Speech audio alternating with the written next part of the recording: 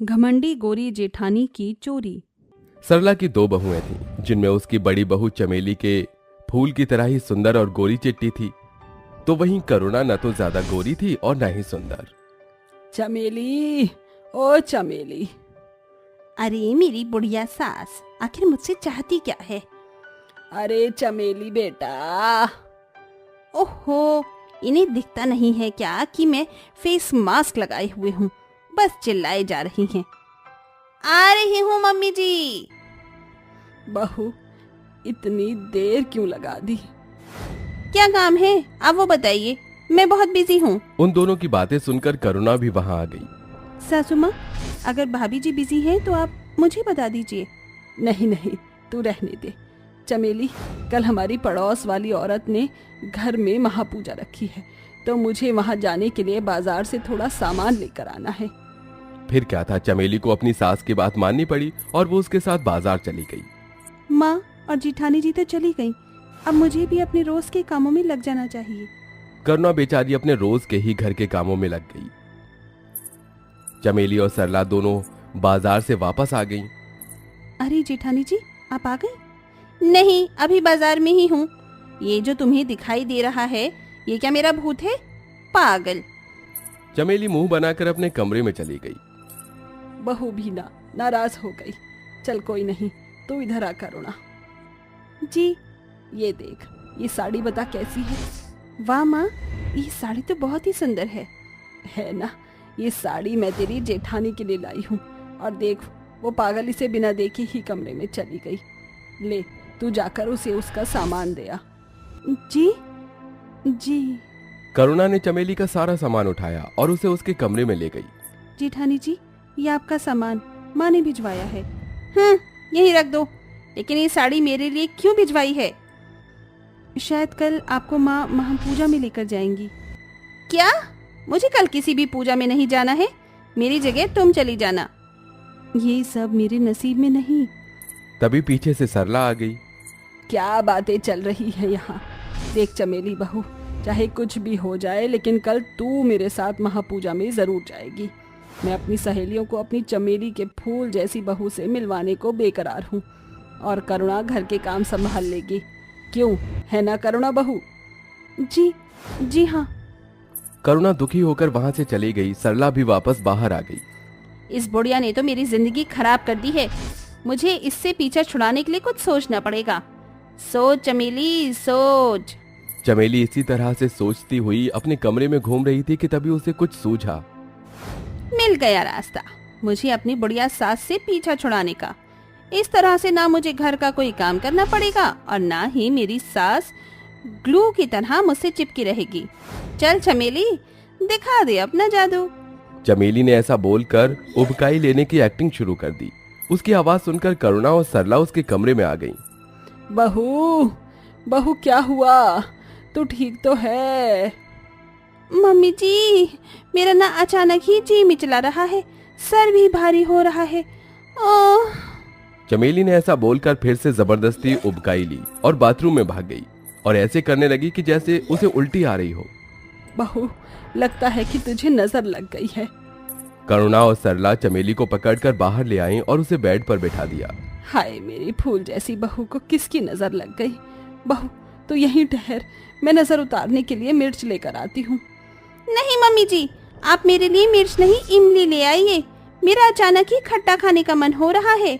अपनी बहू की ये बात सुनकर सरला का पूरा मूड ही बदल गया और वो अचानक ही खुश होने लगी। क्या बात है सासू माँ? बहू बधाई हो मेरी बच्ची, तू माँ बनने वाली है और मैं दादी। हाय, मैं वारी जाऊं। बहू, तूने आज मुझे दुनिया की सबसे खूबसूरत खुशखबरी दी है। करुणा, तू अपनी जेठानी का ख्याल रखना। मैं बाहर जाकर इसके लिए इमली और भगवान जी का प्रसाद चढ़ा कर आती हूँ। सरला खुशी खुशी वहां से चली गई। जेठानी जी, आप गर्भवती हो तो अब से आप घर का कोई भी काम मत कीजिएगा। हाँ, जानती हूँ। चमेली ने वहीं अपने बिस्तर पर बैठे हुए करुणा को काम पर लगा दिया। वाह, प्लान 1 कंप्लीट। अब मैं जितना चाहूँ आराम कर सकती हूँ। वाह चमेली, I am proud of you. चमेली के झूठ को लगभग 1 हफ्ता हो चुका था। अचानक ही करुणा को भी चक्कर आया और वो भी गर्भवती हो गई। ये करुणा क्यों गर्भवती हुई? जो भी हो, मेरे तो सारे काम यही करेगी। ए करुणा, जाओ मम्मी जी से मेरे लिए अचार ले आओ। जी।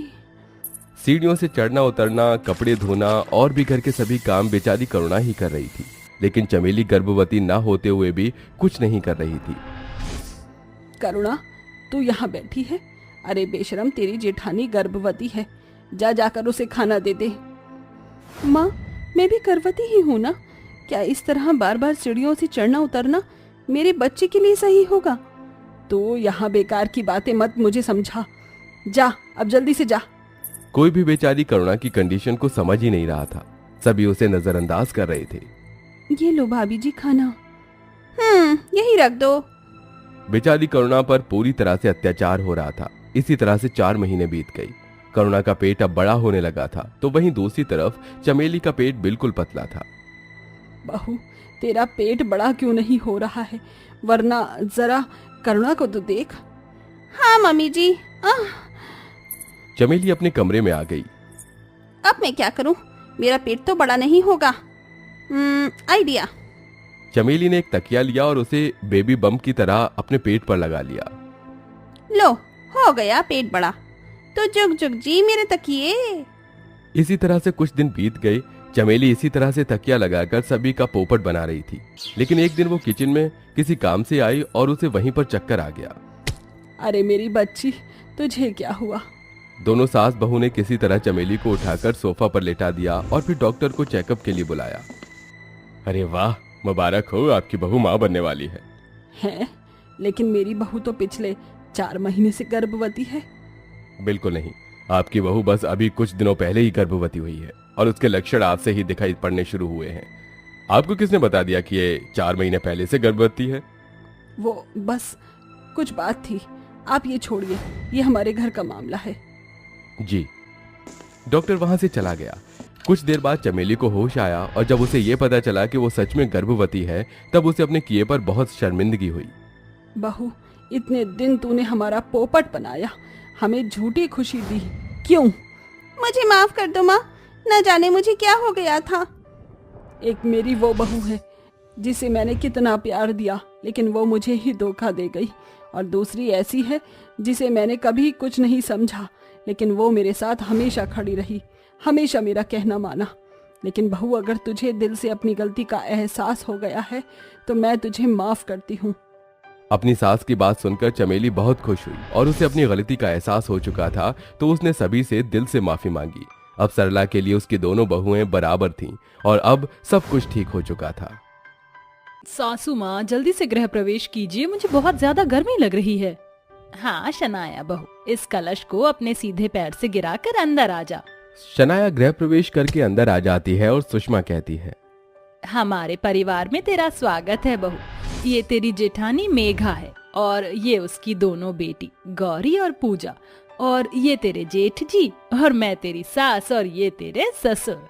अपनी सास को सभी से मिलाते देखकर शनाया गुस्से में मन में कहती है, सासू माँ फैमिली का इंट्रोडक्शन तो ऐसे दे रही है जैसे क्रिकेट टीम खड़ी करनी है। शनाया कुछ बोल, वरना ये मिलने मिलाने की मीटिंग लॉन्ग लास्टिंग चलेगी। माँ जी, मैं बहुत थक गई हूँ, आप दहेज का सारा सामान देख लीजिए, मैं कमरे में जा रही हूँ। बड़ी बहू, जा अपनी देवरानी को उसका कमरा दिखा दे। जी माँ जी। अपनी जेठानी का काला रंग देखकर गोरी घमंडी देवरानी उसे घूर घूर कर देखती है। तभी अगले दिन कोई देवरानी के कमरे का दरवाजा खटखटाता है। इतनी सुबह सुबह कौन है? दरवाजा खोलिए देवरानी जी, सुबह हो गई। क्या मुसीबत है, इस कैपेचिनो को चैन नहीं है, सुबह सुबह परेशान करने चली आई। ये कहकर शनाया दरवाजा खोलती है। गुड मॉर्निंग देवरानी जी, जल्दी से नहाकर नीचे आ जाइए, माँ जी ने बुलाया है।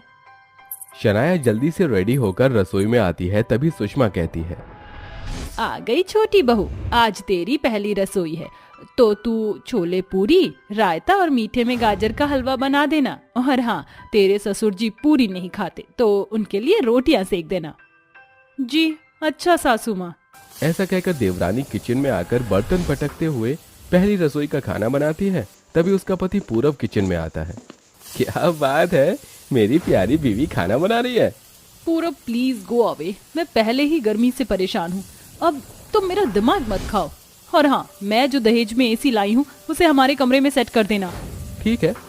कमाल है, अभी तो अप्रैल का महीना ही है, इतनी गर्मी भी नहीं, और इस मैडम को अभी से इतनी गर्मी लग रही है, तो पता नहीं मई जून में क्या होगा। इसके बाद गोरी घमंडी बहू पहली रसोई में बनाया हुआ खाना ससुराल वालों को परोसती है। अरे वाह शनाया बहू, खाना तो बड़ा स्वादिष्ट बनाया है। हाँ बहू, और ये गाजर का हलवा तो गजब का बना है, खाते ही मुंह में घुल गया। सभी को बस ठूसने की पड़ी है, किसी को मेरी परवाह ही नहीं कि मैं पसीने से नहा धोकर खड़ी हूँ। कुछ दिन गुजरने के बाद बहुत ज्यादा गर्मियां शुरू हो जाती हैं, मगर कामचोर देवरानी किसी भी काम को हाथ नहीं लगाती।